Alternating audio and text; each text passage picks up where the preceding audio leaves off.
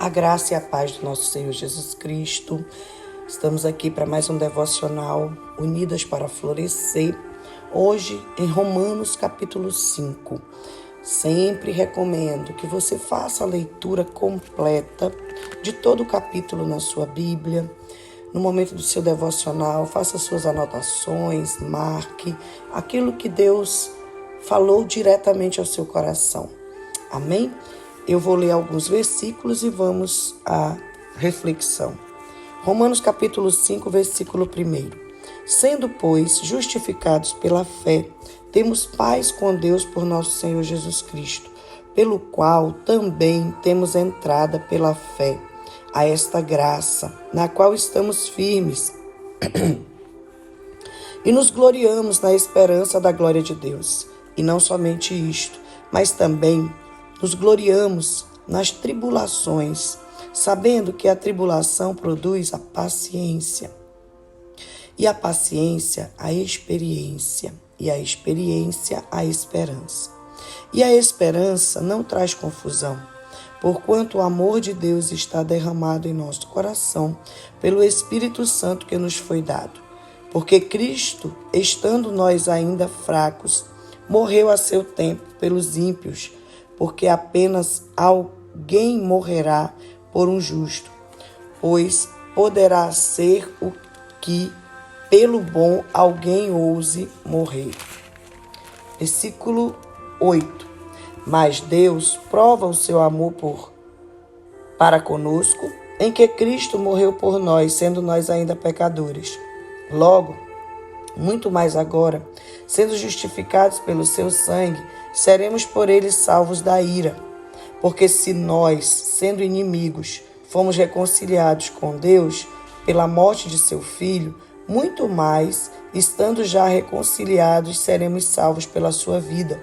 E não somente isto, mas também nos gloriamos em Deus por nosso Senhor Jesus Cristo, pelo qual agora alcançamos a reconciliação. Versículo 19. Porque, como pela desobediência de um só homem muitos foram feitos pecadores, assim, pela obediência de um, muitos serão feitos justos. Veio, porém, a lei para que a ofensa abundasse, mas onde o pecado abundou, superabundou a graça, para que, assim como o pecado reinou na morte, também a graça reinasse pela justiça para a vida eterna, por Jesus Cristo, nosso Senhor. Aleluia! Eu quero iniciar essa reflexão falando desde o versículo 1, quando o apóstolo Paulo diz: sendo, pois, justificados pela fé, temos paz com Deus por nosso Senhor Jesus Cristo. Essa justificação que o apóstolo Paulo fala pela fé, a primeira coisa que nós precisamos entender é que ela produz vários resultados na vida de todo cristão. Por exemplo, essa justificação alcançada pela morte e ressurreição de Jesus, ela nos concede, produz em nós a paz com Deus, produz em nós a graça, a esperança de que dias melhores virão, a firmeza, a convicção da nossa fé, sabendo que Deus está no controle de todas as coisas.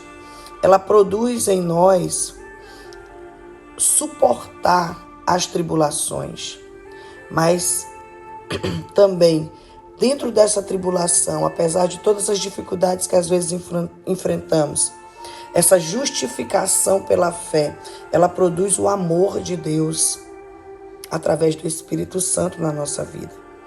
E, enfim, ela produz a salvação através da nossa entregando a nossa vida a Jesus como Senhor e Salvador a cada dia. E quando o apóstolo Paulo, no versículo 3, ele fala que nós também nos gloriamos nas tribulações. Meu Deus, como alguém pode se gloriar nas tribulações? Não é verdade? Mas Paulo, ele alista essa palavra tribulação como uma das bênçãos e das credenciais, né, que nós precisamos ter para a salvação e a vida eterna. Porque da mesma forma que Jesus passou a tribulação ali do Calvário, passou por essa provação para poder a sua obediência produzir em nós uma fé inabalável, da mesma forma nós precisamos passar por esses processos de transformação e onde o Senhor está moldando o nosso caráter para sermos verdadeiramente cristãos com uma mente renovada. Então, Paulo ele alista essas tribulações como uma das bênçãos da salvação em Cristo. A palavra tribulação, ela se refere a todos os tipos de provações que nós passamos a cada dia e que podem nos afligir em vários momentos e circunstâncias da nossa vida. Isso inclui coisas como necessidades financeiras ou materiais, circunstâncias difíceis, tristeza, perseguição, maus tratos ou até mesmo às vezes quando nós nos sentimos solitários, né? Isso é uma provação. Mas tudo isso tem um propósito. Né? O propósito é que através desse sofrimento que todo justo, toda mulher de fé, todo homem de fé passa, nós somos fortalecidos em Deus. Então, em meio a estas aflições, eu tenho certeza que você já teve a experiência de que a graça de Deus, ela capacita cada uma de nós a buscar mais e mais a face do Senhor e produz em nós um espírito e caráter perseverante. Para quê? Para vencermos as provações e as aflições da vida. E entenda uma coisa, o propósito da provação e da tribulação que nos é permitido passar nessa terra não é porque Deus se agrada no nosso sofrimento, não. É porque nós viemos de uma vida de pecado. Pedimos perdão, sim, mas temos consequências a serem vividas a cada dia. E não só isso, mas porque o nosso caráter cristão ele só é aperfeiçoado de fé em fé, de vitória em vitória na nossa vida. Então, a tribulação, ao invés de nos levar ao desespero ou à desesperança, ela tem que produzir em nós a paciência de esperar o tempo de Deus, né? O tempo que Deus vai ali agir e entregar a nossa vitória. E essa paciência, ela produz a experiência. É claro, quanto mais a gente espera em Deus, mais experiências nós temos com Deus, mais maturidade chega à nossa vida. E nós vamos crescendo, subindo um degrau a cada dia da fé. Porque muitas vezes a gente acha que já chegou no nível que sabe tudo. A pior coisa na vida de um cristão, de uma mulher, de um homem de Deus, é começar a olhar para os outros e começar a julgar e criticar as atitudes dos outros. Ela não sabe pregar, ela não sabe cantar, ela não sabe se expressar, ela não tem atitude. Isso aí é um sentimento de inveja. E nós precisamos repreender isso da nossa vida. Às vezes, você olha para pessoas que elas estão te olhando, elas estão com um rosto assim estranho.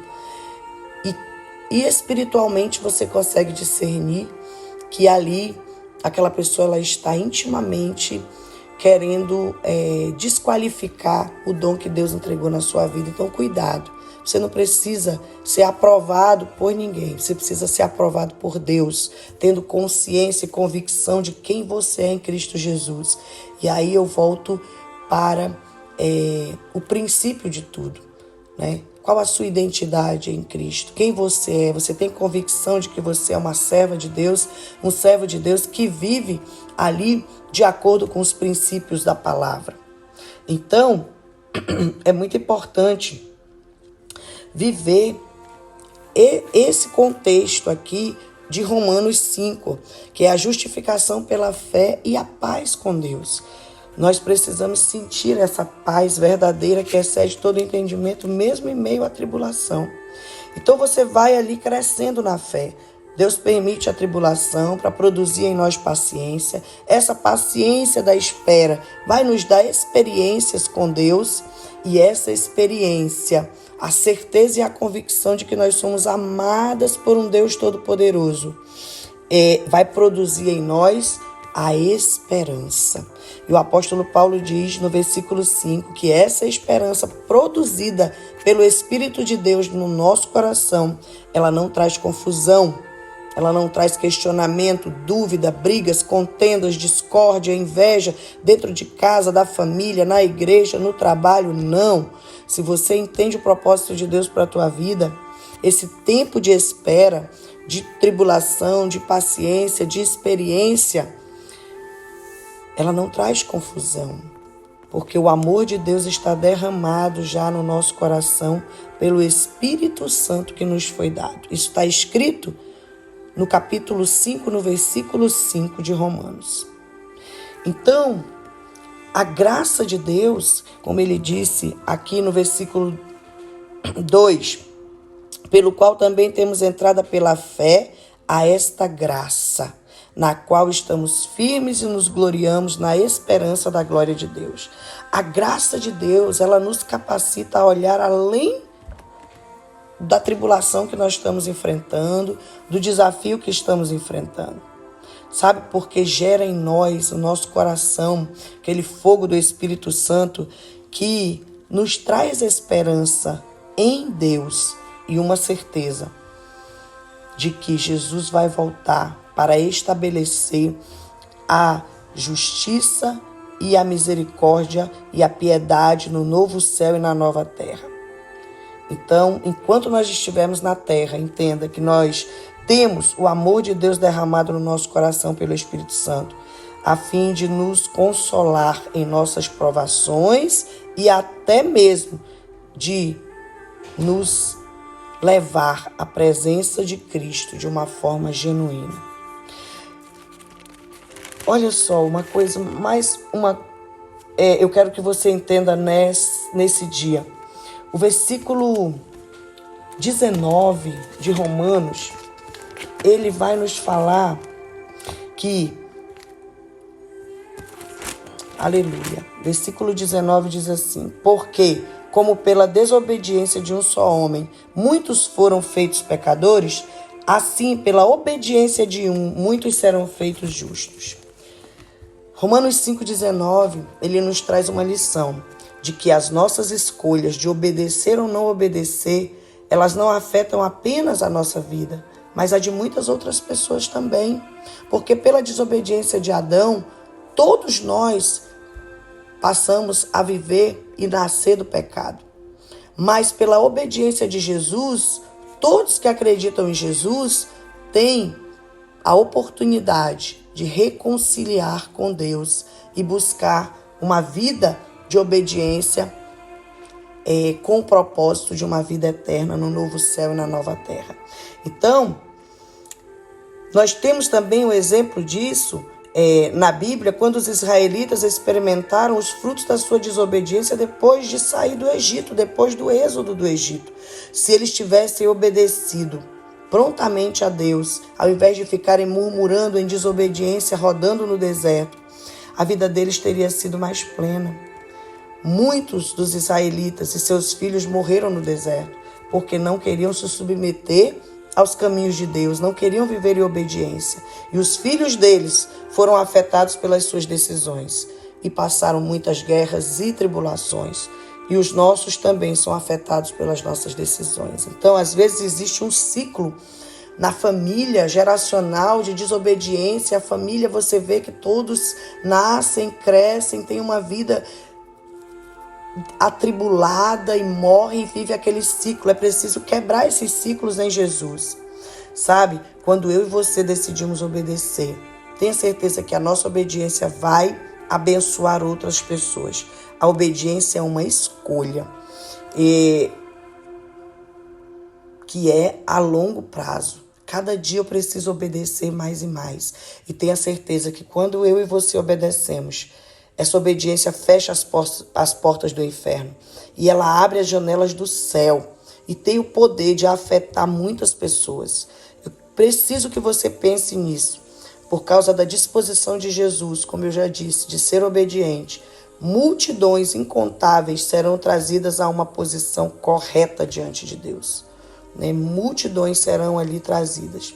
Então, tenha certeza de que quando você se posiciona em obediência, muitas pessoas são abençoadas também pela tua obediência. Mas eu quero já finalizar falando aqui já sobre